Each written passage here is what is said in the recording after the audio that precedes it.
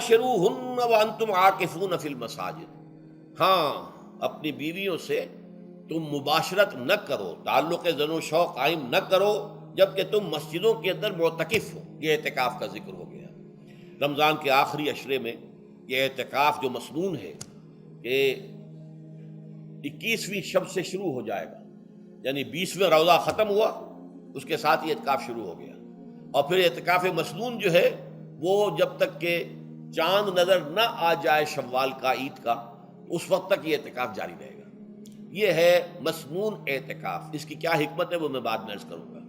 تو یہ حکمت جو ہے اس کے حوالے سے گفتگو بعد میں ہو جائے گی، لیکن یہاں یہ بتا دیا گیا کہ یہ جو رمضان کی 20 راتوں میں اجازت دی گئی ہے اپنی بیویوں کے ساتھ ہم بستری کی، وہ اس معتکف کے لیے نہیں ہے۔ جو مسجد میں معتکف ہے تو ہاں اس کی اہلیہ آ سکتی ہے وہاں ملاقات کے لیے، کسی مشورہ کوئی کرنا ہے بہت ضروری ہے، آ جائے، ملاقات ہو سکتی ہے، لیکن یہ کہ مباشرت نہیں ہو سکتی، وہ حرام ہے۔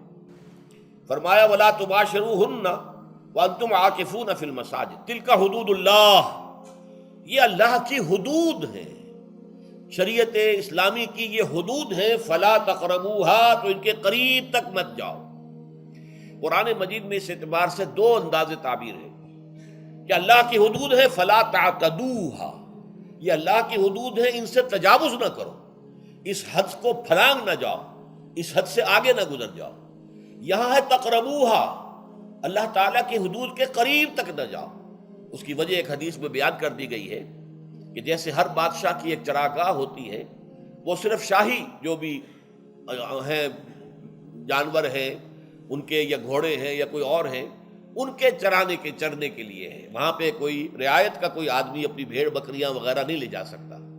وہ حما کہلاتا تھا کہ یہ شاہ کے لیے مخصوص ہے، لکل ملک حمن وحم اللہ محارمہ، اللہ بھی بادشاہ ہے آزاد کائنات کا، ارض و سما کا، اس نے بھی جن چیزوں کو حرام کر دیا ہے وہ حما ہے، اس میں داخل نہیں ہونا تمہیں۔ تو فرمایا کہ جو چرواہا اپنی بھیڑوں کو بالکل اس کی آخری حد تک لے جائے گا تو اندیشہ ہے کہ کوئی بھیڑ کوئی بکری چھلانگ لگائے اور اس چراگاہ میں داخل ہو جائے۔ اس لیے کیپ ایٹ اے ڈسٹینس، ایک فاصلے پر رہو۔ احتیاط کا تقاضا یہ ہے کہ اس آخری حد کے قریب نہ جاؤ، فلا تقربوہا، اس کے قریب نہ جاؤ۔ ان حدود کی تو سختی کے ساتھ پابندی کرنی ہے۔ ان کے لیے یہ ہے کہ ان کو نہ صرف یہ کہ ان سے تجاوز نہیں کرنا، بلکہ ان سے ذرا کچھ فاصلے ہی پر اپنے آپ کو رکھنا ہے۔ کذالک یبین اللہ آیاتہ للناس، اسی طریقے سے اللہ تعالیٰ واضح کرتا ہے اپنی آیات کو لوگوں کے لیے، وَلَعَلَّهُمْ يَتَّقُونَ، اور تاکہ وہ پھر تقویٰ کریں، بچیں۔ جب احکام معلوم ہو گئے اب بچنا آسان ہے، جب احکام معلوم نہیں تو اندیشہ ہے کہ کہیں کسی حرام کے اندر جو ہے وہ ملوث ہو جائے۔ جیسے کہ ایک حدیث میں آتا ہے کہ الحلال بین والحرام بین وبینہما مشتبہات، حلال کیا ہے یہ بھی واضح ہے، حرام کیا ہے یہ بھی واضح ہے، البتہ ان دونوں کے مابین کچھ چیزیں ہوتی ہیں متشابہات، پتہ نہیں حلال ہے کہ حرام ہے، تو تم بچو، ان چیزوں سے بھی بچو، اس لیے کہ اس کے اندر حرام ہونے کا اندیشہ ہے نا، لہذا ان سے بھی بچو۔